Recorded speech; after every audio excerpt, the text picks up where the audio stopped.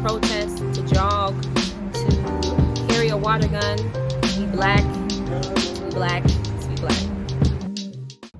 Hey, what you doing? Me? I mean, we've been in the house.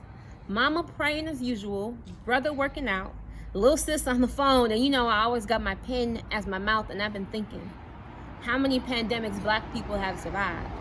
From tide ropes, false prophets, and capitalizing popes, racist cops raising the pressure on blocks to keep guns clocked and wrists locked, we've been in the house.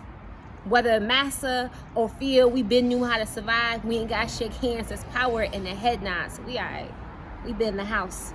Our porches are our fortress of royalty, standing firm in our loyalty to not only to the street we live on, but the shoulders we stand on, recognizing that this house is a reminder of our generation.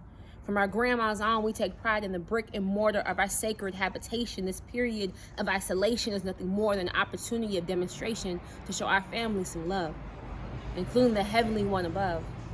Glory to God for staying true and reminding us of what is necessary, drinking our water, staying safe, and checking in our family, friends, and the elderly. It's funny how releasing inmates from jail all of a sudden seems arbitrary. Abolition seems attainable when a crisis occurs. Now it ain't nothing but a word to do what is right for the marginalized. Freezing rent, gas, and all the bills, including lights. Lightfoot saying we got enough money to give out over 100,000 laptops. And now everybody forgetting how she defended Dante's servant and say serving all the cops. She still planning on building the $95 million cop academy. Let's not forget. Let's use this time to gather up our common sense. At first, we didn't even have enough money to fix the potholes in the street or renovate a school, open up more mental health facilities. People are getting laid off or laid down. And I have to mention all the racist and ageist attacks. People are dying alone in beds without their families. While celebrities and influencers are doing challenges, going on Instagram Live, giving out $1,000 for a twerk challenge instead of to our hospital workers and their families, or those who are on SNAP and can't even get groceries. The internet is no longer an accessory, but how a child would learn and how people make their living. And given these circumstances, you will hope that human rights will be a priority, but the majority is still only thinking about the majority, not those who are locked up, ethnic, or considered a minority. It's time to focus on the people and not the profit. It's time to imagine the revolution and not an apocalypse. Clearly, we don't need cops, persons, or the establishment. When it comes down to basic human rights, we all know what makes sense. The government is not doing their job. We are here with COVID-19 because of them.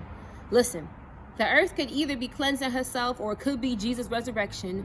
All I know is that it's always still F12, power to the people, and Trump should have never been president. Using this pandemic as an election ploy is unprecedented. I mean, just look at the mess his administration presented, and then take a good look at our own officials and their presence in this epidemic. It's almost like things are connected.